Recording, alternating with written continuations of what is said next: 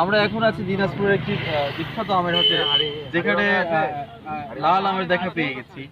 অর্থাৎ করোনার মধ্যে আমরা একটি জায়গায় গিয়েছিলাম, মানে সেখান থেকে ঘুরতে ঘুরতে আমের দেখা পেয়ে যাই।